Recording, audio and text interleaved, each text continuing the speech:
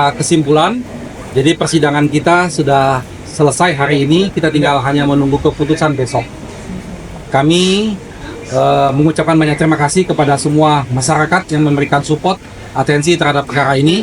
Kita berharap hakim dalam hal ini Pengadilan Negeri Jakarta Selatan memberikan putusan yang seadil-adilnya, supaya tujuannya betul-betul ada perbaikan dalam proses penegakan hukum kita. Karena kita juga tadi seperti kami sampaikan dalam persidangan, peristiwa kriminalisasi ini bisa terjadi kepada siapa saja, kepada kita semua, kepada diri kami, kepada hakim, dan mungkin juga kepada jaksa yang bersangkutan.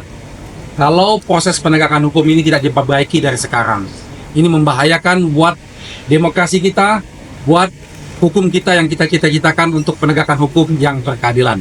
Saya pikir itu saja. Terima kasih, Bu. Boleh Bu sedikit Bu. Bu Sisa. Apakah optimistis Ibu hakim tunggal akan mengabulkan gugatan besok?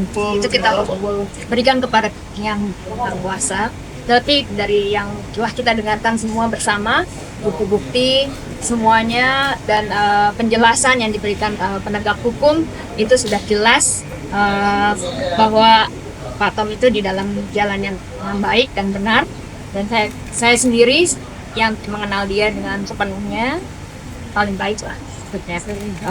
Percaya bahwa beliau itu tidak bersalah, dan dalam hal ini juga diperlakukan tidak seyogyanya ya Pak ya. Jadi masih bisa diperbaiki tata hukum di sini.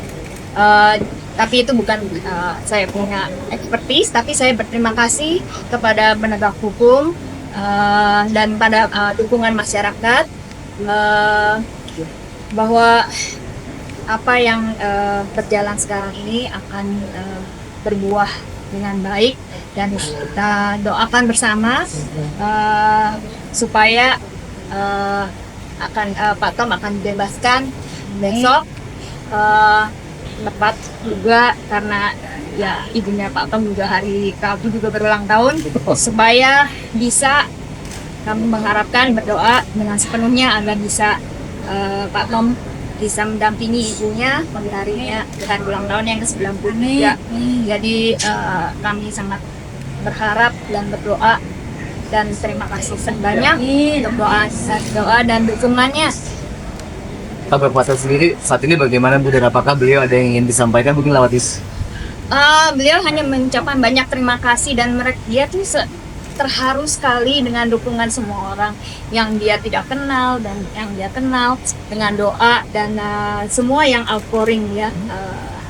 Saya hanya bisa bercerita sama dia kan, apa yang saya baca, apa yang saya terima, dan dia itu sangat terharu dan benar-benar berterima kasih sedalam-dalamnya, dan pasti berdoa bahwa Tuhan akan mengabulkan dia yang terbaik buat negara ini. Itu yang dia yang selalu dilakukan, dan apa yang dia selalu inspirasikan kepada kami semua, keluarga dan teman-teman semua. Gitu. Banyak terima kasih. Ya, memang keputusan pengadilan ini sangat ditunggu dan akan sangat menentukan terhadap penegakan hukum setelah ini, khususnya terhadap pelaksanaan penyelenggaraan pemerintahan negara. Apakah kebijakan yang diambil oleh pejabat penyelenggara negara itu dapat langsung dikriminalisasikan? Artinya, apakah Undang-Undang 30 tentang administrasi negara yang sudah secara tegas mengatur mengenai pemeriksaan dan pertanggungjawaban keuangan negara itu masih diakui dan masih diberikan tempat untuk memberikan kepastian hukum bagi penyelenggaraan pejabat negara di dalam melaksanakan keputusan-keputusan dan kebijakan yang diambilnya. Dan ini akan sangat menentukan ke depan. Kita tunggu hasilnya.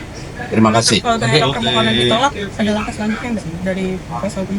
Ya, kalau keputusan ini ditolak, maka ini seluruh menteri harus berhati-hati.